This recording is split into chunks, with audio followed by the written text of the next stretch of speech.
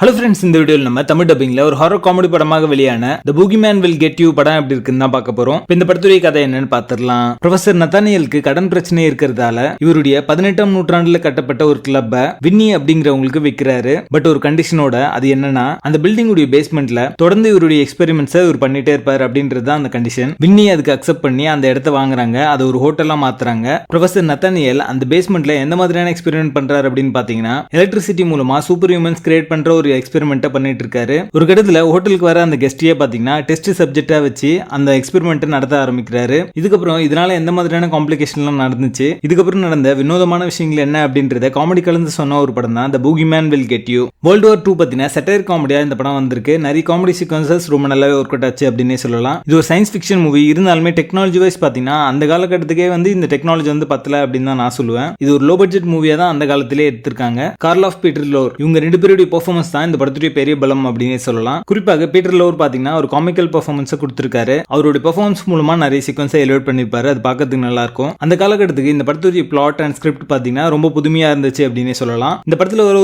ப்ரொஃபஸரை பாத்தீங்கன்னா ஒரு mad scientist மாதிரி தான் காமிச்சிருப்பாங்க. அந்த சயின்டிஸ்ட் பாத்தீங்கன்னா ஒரு சூப்பர் ஹியூமனை கிரியேட் பண்ற மாதிரி காமிச்சிருப்பாங்க. அது யாரோட ஒப்பிடுறாங்க அப்படின்னு பாத்தீங்கன்னா, அந்த காலகட்டத்தில் ஹிட்லர் பாத்தீங்கன்னா இதே மாதிரியான ஒரு எக்ஸ்பெரிமெண்ட்டை பண்ணிருப்பாரு. அதை கலாய்க்கிற விதமா தான் இந்த படத்தையே எடுத்திருப்பாங்க, ஒரு சட்டையர் காமெடியா. அந்த காலகட்டத்திலே தலைக்கு எவ்வளவு கெத்து பாத்தீங்களா, ஹிட்லர் எதிர்த்தே படம் எடுத்திருக்காங்க. இந்த காலகட்டத்தில் யாருக்குமே அந்த துணிச்சல் அப்படின்றது இல்ல. ஸ்டோரி நல்லா இருந்தாலுமே ஸ்கிரீன் பிளே வைஸ் பாத்தீங்கன்னா இன்னும் கொஞ்சம் பெட்டரா பண்ணிருக்கலாம் அப்படிங்கிற ஒரு ஃபீல் வரதான் செய்யுது. ஒரு நியோனார் எஃபெக்ட்ல ஹாரர் காமெடி படம் பார்க்கணும் அப்படின்னு நினைச்சீங்கன்னா இந்த படம் உங்களுக்கானது. படத்துடைய பேசிங் ஆவரேஜா இருக்கும். மொத்தத்தில் இது ஒரு one time watchable horror comedy படமாக வந்திருக்கு. படத்துல இடக்கான இல்ல, இந்த படத்தை நீங்க ஃபேமிலியோட பார்க்கலாம். தி பூகிமேன் வில் கெட் யூ படத்துக்கு எங்களோட ரேட்டிங் 5 out of 10.